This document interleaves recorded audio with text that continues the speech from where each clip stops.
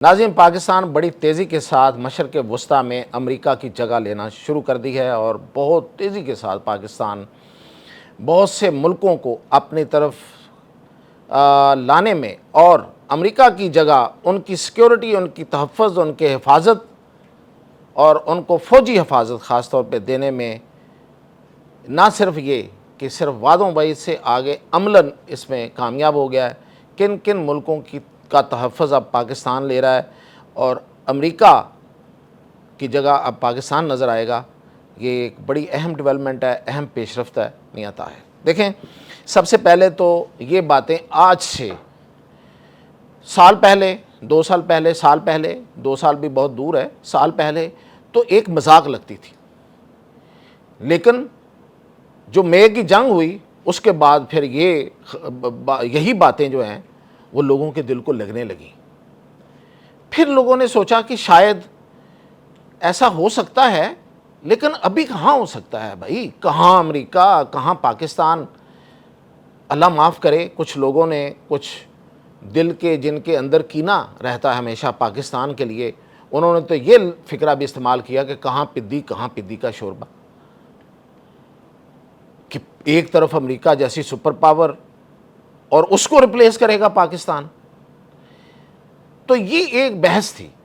پھر کیا ہوا؟ پھر یہ ہوا کہ یہ ایک بہت بڑی پیش رفت کے بعد یہ ایک، آپ سمجھیں کہ ایک میڈل جو ہے وہ لٹک گیا پوری دنیا کے لیے، سامنے نظر آنا شروع ہو گیا کہ یہ ہے پاکستان۔ وہ تھا سعودی عرب کے ساتھ ہمارا ڈیفنس پیکٹ۔ پھر لوگوں نے اس کو بھی ہلکا لیا اور لوگوں نے کہا، یعنی کہ پوری دنیا میں لوگوں نے یہ کہا کہ ہاں یہ ایک معاہدہ ہے، سعودی عرب نے ایک لیول پہ پاکستان کو رکھا ہے، لیکن وہ امریکہ کو ساتھ رکھے گا۔ امریکہ کو ریپلیس کرنا کوئی بہت بڑی بات ہے، کوئی آسان بات نہیں ہے۔ لیکن اب جیسے جیسے وقت گزر رہا ہے، یہ تو قدرت کے کھیل ہیں۔ دیکھیں، وہ قرآن پاک میں بھی ہے نا، ایک چال تم چلتے ہو اور ایک چال اللہ چلتا ہے، اور اللہ سب سے بہتر چال چلنے والوں میں سے ہے۔ یعنی کہ اللہ کی چالیں جو ہیں وہ سب سے بہتر چالیں ہوتی ہیں۔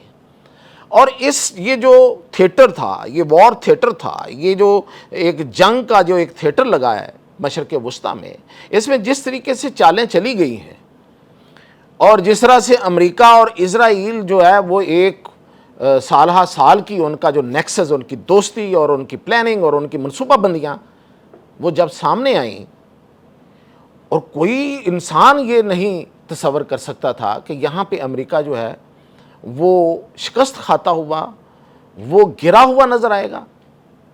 اور آپ اب تو تصور نہیں، آپ اپنی آنکھ سے اب دیکھ سکتے ہیں، آپ اپنے کانوں سے اب سن سکتے ہیں کہ امریکہ جو ہے وہ چاروں شانوں چت ہے۔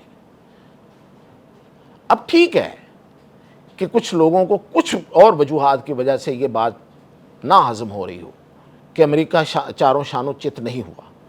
چلیں، آج نہیں تو میں بھی یہاں ہوں، آپ بھی یہاں ہیں، کب دور کی کوئی اتنی بات بھی نہیں ہے۔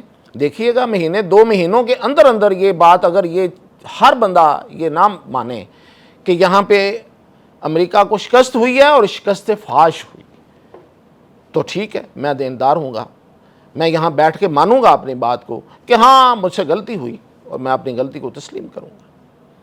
لیکن آثار اور ہمارے جو تجزیے ہیں اور جو صورتحال ہے وہ اس طرف جا رہی ہے کہ امریکہ یہاں پہ شکست کھا چکا، اور جو شکست کھا جائے وہ دنیا کی کتنی ہی بڑی طاقت کیوں نہ ہو، اس کا اعتبار اور اعتماد ہی تو سب کچھ ہوتا ہے، ساکھ ہی تو سب کچھ ہوتی ہے۔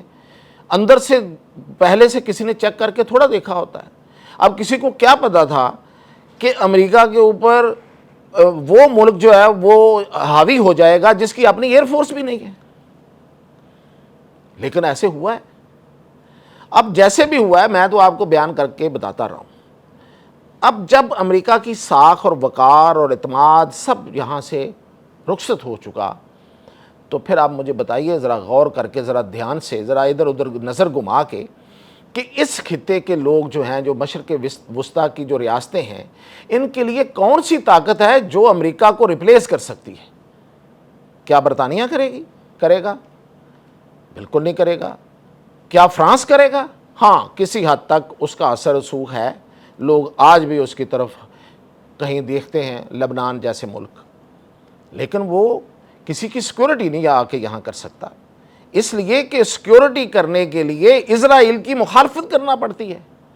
تو اسرائیل کی مخالفت جو ہے، اگر عربوں نے اپنی حفاظت کس کے خلاف لینی ہے؟ دو ہی ملک اب رہ گئے ہیں، یعنی کہ عرب یا تو اسرائیل ان کا دشمن ہے اور مخالف ان کا ایران ہے۔ اب بہت سے ملکوں کے ساتھ اس کی مخالفت جو ہے وہ ختم بھی ہوتی جا رہی ہے، اور وہ ختم کرنا بھی چاہتا ہے، وہ ملک بھی ختم کرنا چاہتے ہیں، لیکن ایک فرکشن تو ہے، ایک مخاصمت تو رہے گی۔ یہ تو نہیں ہو سکتا کہ فوری طور پہ شیر و شکر ہو جائیں، گلے لگ جائیں۔ تو ان سب کے درمیان اگر آ کے کوئی کھڑا ہونے کی طاقت رکھتا ہے تو وہ پاکستان ہے۔ اس کی ایک بڑی وجہ یہ ہے کہ وہ ایک ایٹمی قوت ہے، اسلامی ایٹمی قوت ہے، پہلی اور آخری فی الحال اسلامی ایٹمی قوت ہے، اور فاتح ہے، ایک جنگ کا فاتح ہے، اور پھر یہ کہ ایک بڑی فوج ہے، تجربہ کار فوج ہے، قابل اعتماد فوج ہے، مسلمان فوج ہے، اور اسرائیل مخالف فوج ہے۔ اتنی ساری خوبیاں، یہی وجہ ہے، اب میں آپ کو خبر دینے کی طرف آ رہا ہوں کہ یہی وجہ ہے کہ لبنان بھی پاکستان آیا ہے، اور پاکستان کے ساتھ وہ اپنا دفاعی معاہدہ کرنے جا رہے ہیں۔ اس کی تفصیلات جیسے آئیں گی وہ آپ کو میں بتا دوں گا، لیکن یہ خبر ہے کہ دفاعی معاہدہ ہونے جا رہا ہے۔ عمان پاکستان کے ساتھ دفاعی معاہدہ کرنے جا رہا ہے۔ بحرین آلریڈی پاکستان کو ریکویسٹ کر چکا ہے، اور یہ ایم او یو سائن ہو چکا ہے کہ بحرین کے جو پائلٹس ہیں ان کو پاکستان ٹرین کرے گا، اور معاہدہ بھی اگلے مرحلے میں ہو جائے گا۔ اس کے علاوہ قطر کے ساتھ پاکستان کی جو دفاعی معاہدہ ہے اس کی ابتدائی بات چیت بالکل مکمل ہو چکی ہے۔ اس میں صرف ایک ہی مسئلہ تھا جو کہ دور ہو گیا، وہ تھی کہ کہیں سعودی عرب کو اس پہ اعتراض نہ ہو۔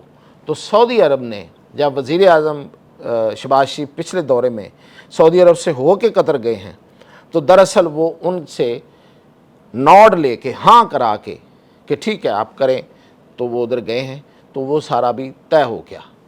تو اس لحاظ سے یہ جو مشرق وسطیٰ ہے، اس میں پاکستان جو ہے وہ ان ملکوں کے ساتھ دفاعی معاہدے میں آ کے دراصل امریکہ کو ریپلیس کر رہا ہے۔ تیسری وجہ یہ ہے کہ پاکستان کے پاس جو اسلحہ ہے وہ افورڈیبل ہے۔